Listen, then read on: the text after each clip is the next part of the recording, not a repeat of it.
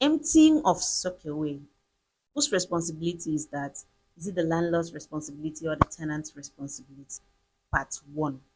The position of the law is that the landlord is responsible for all external repairs, fixing, and replacements.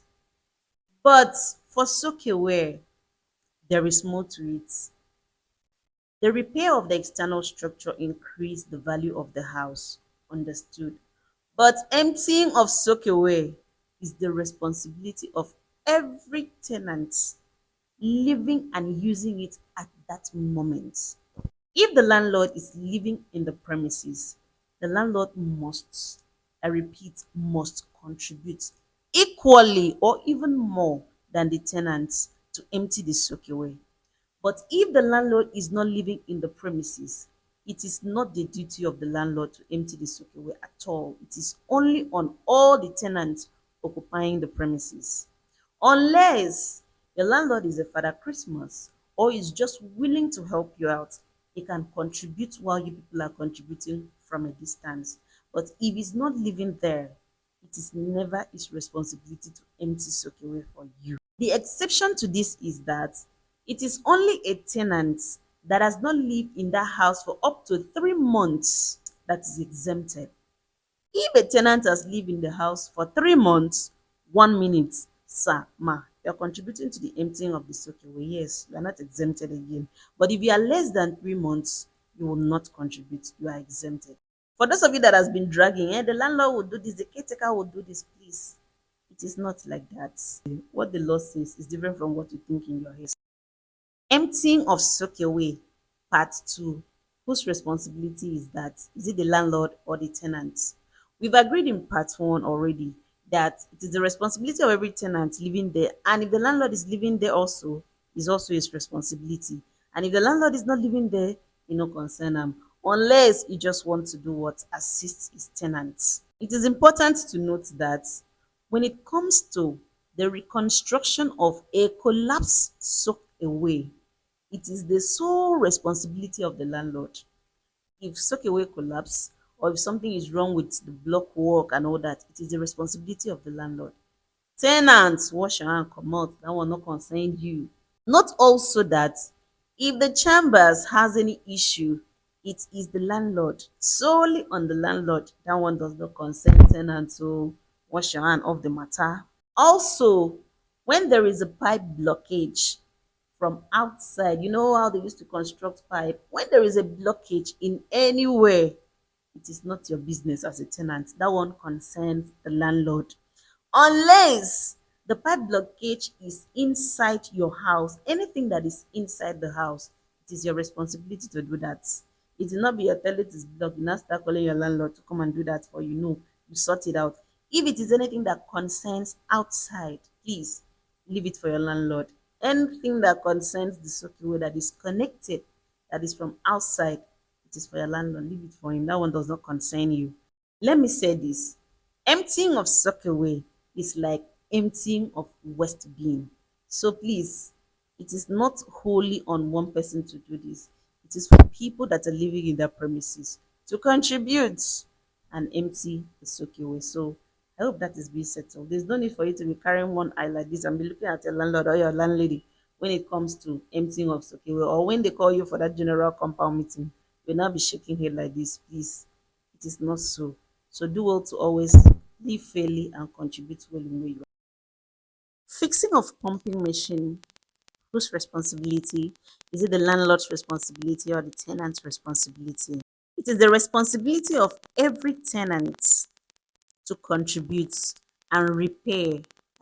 Repair a faulty pumping machine. But to replace a pumping machine, it is the duty of the landlord to do that, not the tenant. Two things are involved. Number one, it is either the landlord will replace the machine on his own, or he will request the tenants to contribute money, and he will add his own money and repair the machine. But it is going to be on clear terms with the tenant that there is going to be a way which the landlord will refund all tenants. He's either going to tell them that they're going to deduct it in their subsequent rent, or he's going to agree on however he's going to refund the tenants. If at the end of it, Your landlord refused to keep to the terms of refunding the money you contributed for the replacement of the pumping machine. You are free to sue your landlord. And if your landlord refused to do anything about replacing the machine for your use, either buying a new machine or repairing it the way you want it, please feel free to sue your landlord. Yes, because part of the tenancy agreement includes water, lights, quiet stay. You know everything that is in that agreement, right? So if you refuse to do this, he's inconveniencing you. So feel free to do what? Call your landlord to wait to what they are gathered. By then, he's going to explain. For those of you that will be dragging up and down, who will do this, who will do that, I hope there is a clarification to this. Tenants, do you know that if a landlord sells the property you are currently occupying and he gives you short notice to vacate the premises when your rent has not expired, do you know that the landlord commits an offense?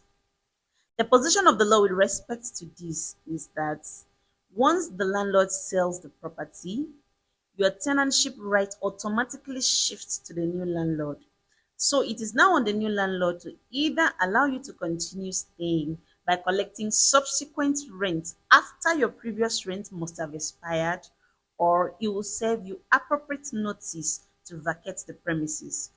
If you refuse to do any of these things that I have said, and you are sure that you have the evidence of payment, that is, you've paid for the property that you are occupying, and there is any evidence, anything you can prove, please carry that your evidence, pack yourself to court, make appropriate reports to authorities. From there, the matter will be taken up for you. I know there is someone out there that landlord or new landlord is dragging as we speak. Tenants. It is provided by law that where premises are granted to a person by the landlord for a value, that is a sum certain, for instance, a tenant paying rent, whether it is 1, implied or express, 2, oral or written, or partly oral and partly written, 3, whether it is for a fixed period. The law provides that tenancy agreements must exist. Therefore, even if you are a daily, hourly, monthly, weekly, half yearly, or yearly tenant, immediately you pay rent for that premises, please ensure you ask your landlord to provide you with tenancy agreements. This is going to help both of you because the landlord on his part will know what he is up to, and you as a tenant, you will know what is expected of you in that premises. Once you make payments for a premises that is not yours, for whatever purpose you want to use it for, but let it be legal, ensure you ask for tenancy agreement in order to avoid do you know me.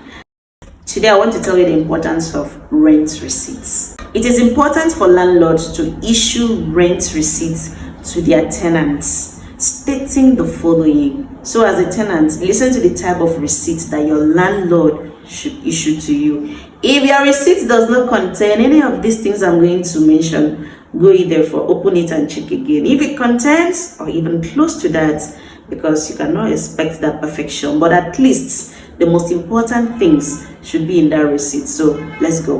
1, the date which the rent was received. It must be in your receipts. 2, the name and the address of the landlord and the tenants. 3, description and location of the premises which you just paid for. 4, the amount that you paid. 5, the duration of the tenancy. Is it 1 month, 3 months, 4 months, 6, or 1 year? It must be clearly stated.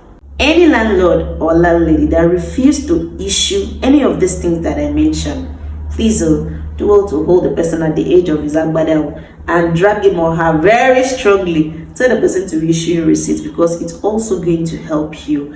The challenges that some tenants are going through in the hands of their landlords, it is in a way always stress to people not paying attention to these receipts. So please tell your landlord or your landlady to give you the receipts for the house you just paid for. So please, in order to still avoid do you know me, do well to ask for this. Remember, any landlord or landlady who refuses to issue you a receipt is liable on conviction to a fine of 100,000 naira or 6 months in any kirikiri close to him or her He's going to stay there and be enjoying stony beans once or twice in a day. So please open your eyes. As your landlord or your landlady is going to open eye for you in one way or the other. As a tenant, open your eyes. So please click the share button and share this video. See you in my next video.